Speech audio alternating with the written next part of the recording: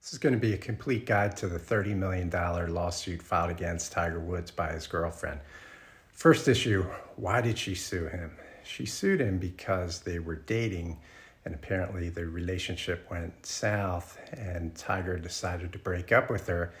When he broke up with her, he kind of did it in a shady way. He apparently told her that they were going on a short vacation, that she should pack a bag, and when she arrived at the airport, his people, his representatives, told her that the relationship was over. She was never going to see Tiger again. She wasn't going back to the place where she lived, and instead they would get all of her stuff for her. She's suing Tiger for a couple things. First of all, she says he took about $40,000 in cash that she had. But more significantly, she's claiming that they had an oral agreement, not a writing, but an oral agreement that she would get to continue to live in his mansion for 5 years after they broke up. And so she's suing him for that rental value of that mansion, which she alleges is $30 million. So she's suing Tiger for over $30 million. Now, what was Tiger's response to the lawsuit? His response was that rather than defend the lawsuit, which is a public proceeding, he filed a motion to dismiss the lawsuit, saying that it shouldn't have been filed in court in the first place.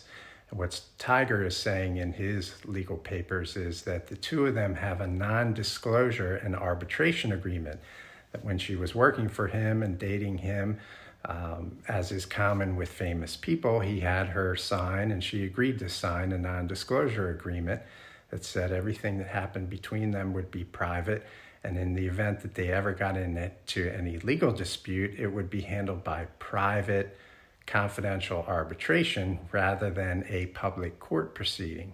So Tiger, through his lawyers, has filed a motion to dismiss that lawsuit, claiming that the matter should be in arbitration. The most recent development in the lawsuit is that they had an oral argument, and just today the judge issued a 11-page written decision dismissing the lawsuit. What he found was that Tiger was right, that they had a valid non-disclosure agreement, and that requires that the case go to arbitration rather than to a trial, a public trial in court. Tiger's girlfriend had argued through her attorneys that the non-disclosure agreement was invalid because of a federal law that was passed recently called the Speak Out Act, which invalidates any non-disclosure agreement in the event of sexual abuse or harassment. So what the judge was dealing with was whether his girlfriend really had any credible evidence that Tiger sexually abused or harassed her. And what he found was that the evidence of that was, he said, threadbare and vague.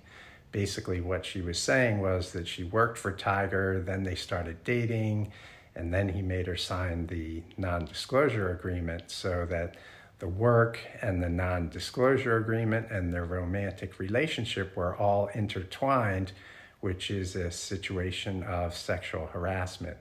The judge didn't buy that and dismissed the case. So now that the judge has dismissed the lawsuit, what's next? Is it over? No, it's not over. Instead of proceeding in court, which is a public proceeding that could have a public trial, instead the matter is going to go to private arbitration. So it's likely that we will not hear the results of the arbitration. The case will proceed.